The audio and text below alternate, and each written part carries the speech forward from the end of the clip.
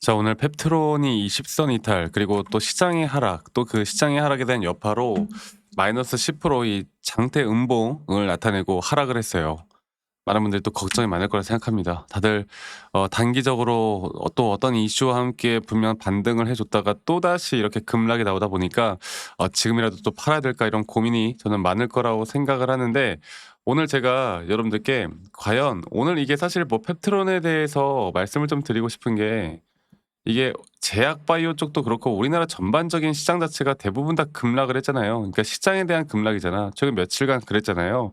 그리고 1112 주가를 보면 글로벌적으로 이 헬스케어 쪽이 어제 마이너스 7% 가량 큰 폭의 하락이 나왔습니다. 그러다 보니 이러한 여파로 오늘 우리나라 제약 바이오 쪽이 약세를 보이고 있고, 오늘 우리나라 지수도 코스피가 장중에 더 떨어지는 모습을 보여줬었고, 코스닥이 이렇게 크게 하락을 했거든요.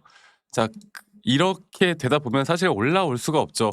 자, 하지만 제가 펩트론 관련해서 이제 오늘은 펩트론이 앞으로 또 어떻게 기술 이전이 될 거고 어떻게 될 거고 이런 것에 대해서 이야기를 하는 것보다, 지금 여러분들 오히려 펩트론으로 정확한 대응을 해 나갈 줄 아는 사람들은 차트에 대한 확실한 시그널을 보고 차트에 대한 타점을 정확하게 잡아 나가는 것, 저는 이게 가장 중요하다고 봐요. 왜냐면 이 흐름 자체가 결국 시장에 따라 움직이거든.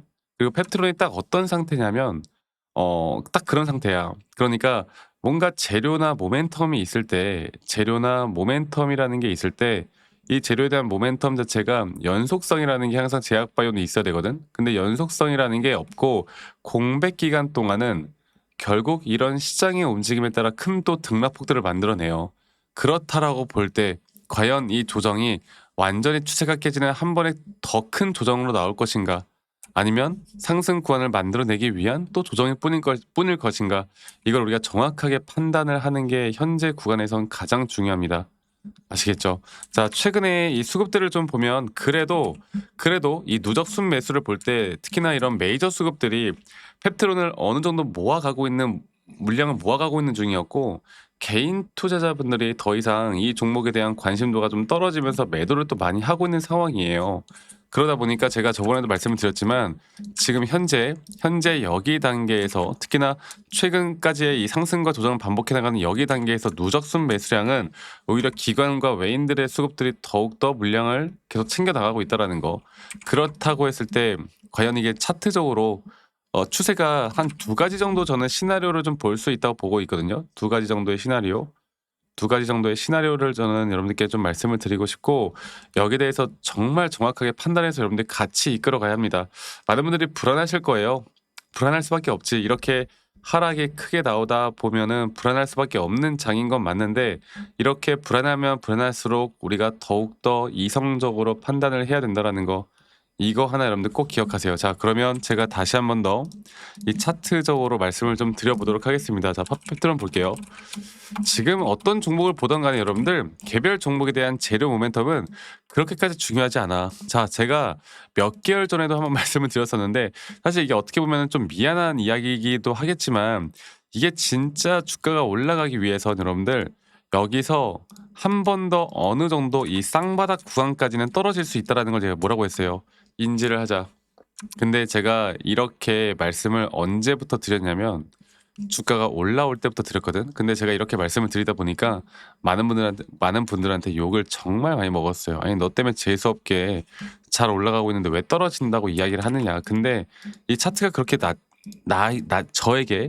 저에게 그렇게 이야기를 하는데 어떻게 있는 그대로 말해 줘야 될 거 아니야. 그리고 최근 이 오파 고점 단계에서 제가 매도하라고 했던 것도 분명 단기적인 오파에 대한 고점이 나왔고, 여기에서 주가의 가격은 상승을 했지만 오히려 RSI 고점이 하락하는 하락에 대한 다이버전스까지 너무나 명확했거든. 그리고 이 전반적인 추세를 볼 때 하나의 큰 파동은 저는 여기서 여기까지라고 봤거든요. 그리고 여기서 여기까지의 주가가 과연 조정이 어디까지 나올 것인가.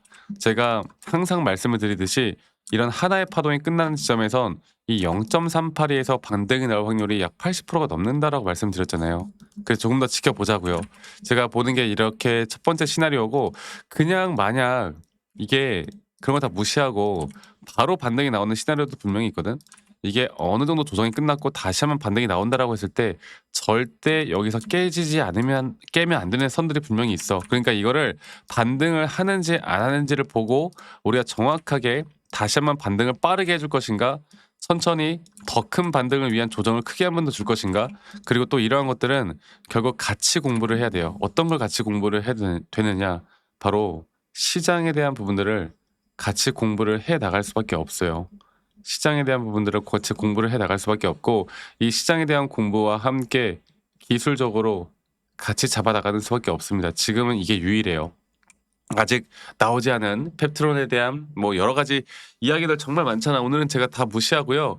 뭐 어떻게 또 나올지도 모르는 이야기를 가지고 우리가 그냥 사실 그런 것들을 기대하고 가는 게 이 바카라는 거랑 저건 뭐가 달라.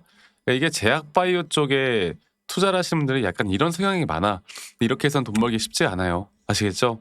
앞으로 등락폭들은 이런 변동성이 계속 나온다라는 건 우리에게 더욱더 많은 기회를 준다. 그리고 이 종목 하나에 절대 올인하지 마라. 앞으로 이성적인 대처만 잘 해나가면 된다. 그리고 앞으로 이런 주요한 타점들이 또는 매수나 우리가 또 매도를 해야 되는 타점들이 나올 때면 저는 항상 여러분들과 라이브 영상으로 빠르게 또는 영상을 찍어서 빠르게 공유를 해 나갈 텐데, 근데 또 우리 직장 다니시는 분들 혹은 자영업 하시는 분들이 또 매번 이런 영상들을 보기가 쉽지가 않아요. 그래서 제가 웬만하면 여러분들께 다이렉트로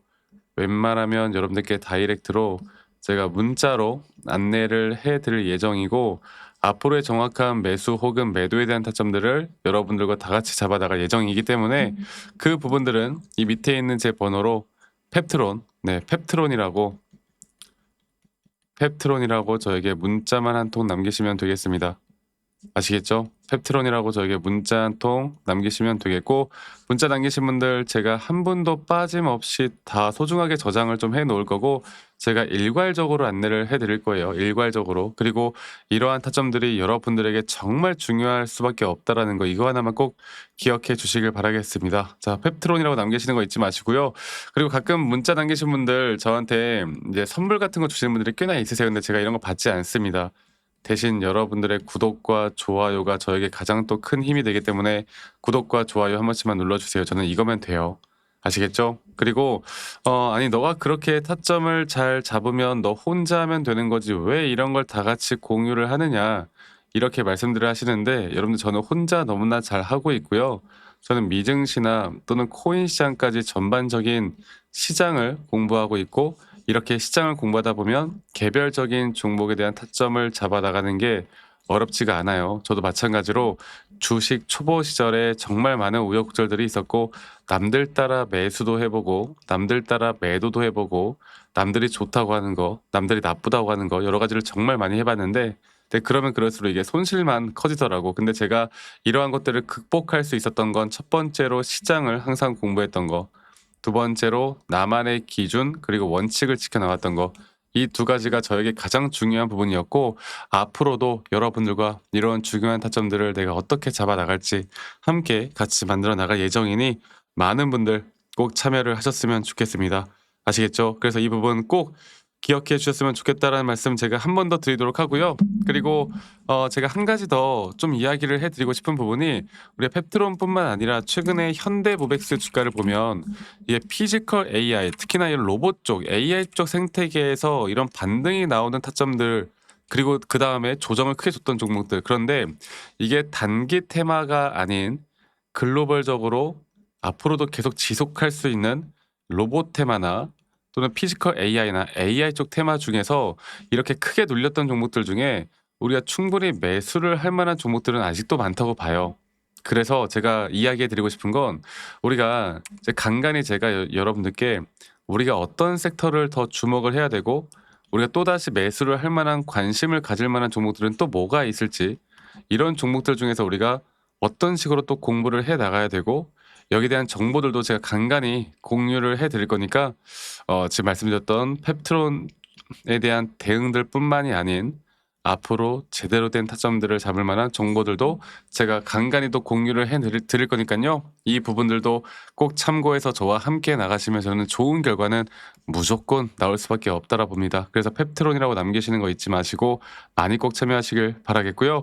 여러분들 제가 오늘 오전에 건강검진 받고 오느라 좀 늦게 또 영상을 좀 찍고 하고 있는데 다들 건강 항상 잘 챙기시고 또 주말 행복한 주말 보내시길 바라겠고 저는 다음에 더 좋은 영상으로 또 인사드리도록 하겠습니다. 감사합니다. 박프로였습니다.